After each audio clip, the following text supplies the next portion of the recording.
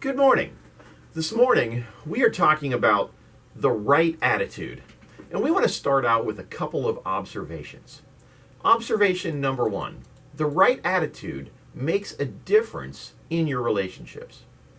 Theodore Roosevelt said, "The most important single ingredient in the formula for success is knowing how to get along with people."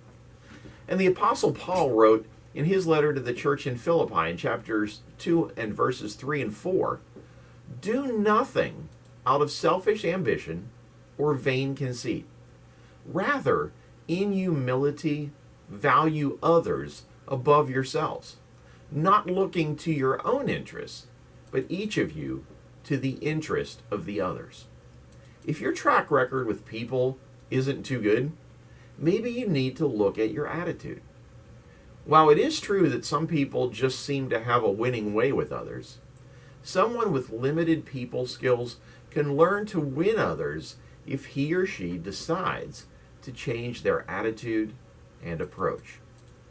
Observation number two, your attitude makes a difference in how you face life's challenges. During the Korean War, when U.S. Marine Chesty Puller found himself surrounded by 8 enemy divisions, his response was, "We've been looking for the enemy for some time now. We finally found him. We're surrounded." That simplifies things. And he led many of his forces through the enemy lines to escape. In life, problems, challenges, obstacles, and failures, they're all unavoidable. So, how are you going to deal with them? Will you quit? Will you let conditions make you miserable? Or are you going to attempt to make the best of things? Which path you select depends on your attitude. The old saying is true: what doesn't kill you makes you stronger. Remember the times in your life when you have grown the most? Weren't they the times that you had to overcome obstacles and problems? Middle school principal and group work camp director Tom Shepard, who passed away in 2019, taught me something at a work camp once that I never forgot. He said, "There are no such things as problems, only opportunities."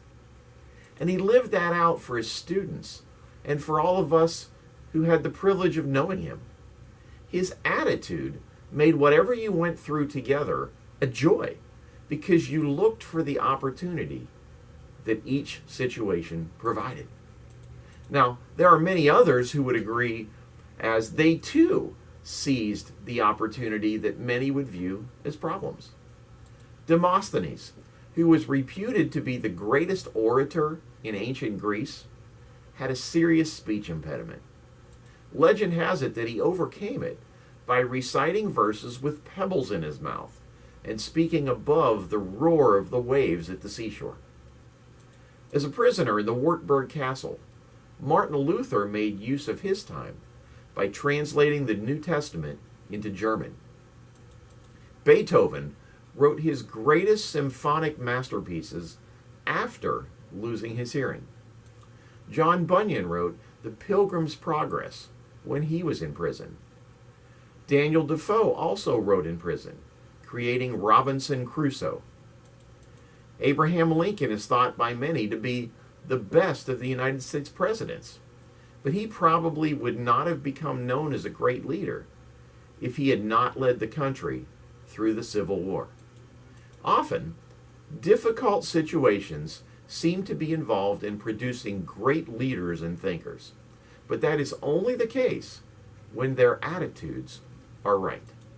When a problem comes in contact with someone who has the right attitude, the result is often wonderful. Out of great turmoil come great statesmen, business leaders, scientists, educators, pastors, and more. Every challenge is an opportunity, and every opportunity will have a challenge.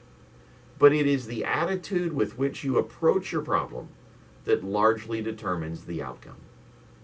In the Gospel of Mark, chapter 9, a man comes to Jesus and asks him to heal his son who couldn't speak. And We read about it in verses 17 to 27 in chapter 9. A man in the crowd answered, "Teacher, I brought you my son, who is possessed by a spirit that has robbed him of speech. Whenever it seizes him, it throws him to the ground. He foams at the mouth, gnashes his teeth, and becomes rigid. I asked your disciples to drive out the spirit, but they could not." "You unbelieving generation," Jesus replied, "how long shall I stay with you? How long shall I put up with you?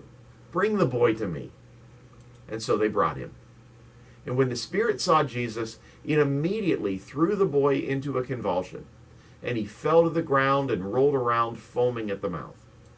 Jesus asked the boy's father, "How long has he been like this?" "From childhood," he answered.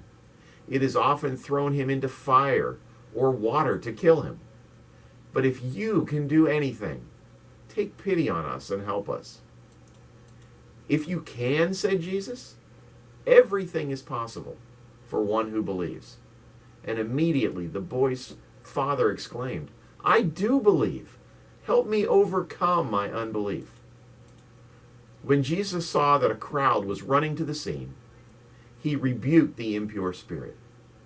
"You deaf and mute spirit," he said, "I command you, come out of him and never enter him again."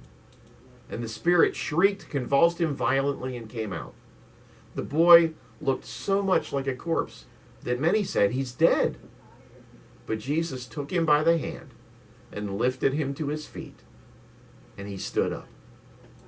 Jesus healed the boy, and he helped the man overcome his own doubts. And if you need help with your attitude, talk to the Lord today, because he will help you. That's the word for you today. Just a reminder that tomorrow night is the night that we spring forward and turn our clocks ahead 1 hour. So set those clocks before you go to bed Saturday night, and join us for worship this Sunday at the Village Church at 9 or 11 a.m. And if you can't join us this Sunday, as we know that many of you are traveling with your families for spring break, you can always worship with us online on our Facebook page or our YouTube channel at the Village Church at World Golf Village. Have a great weekend, and remember, God loves you. I love you too. Have a great day.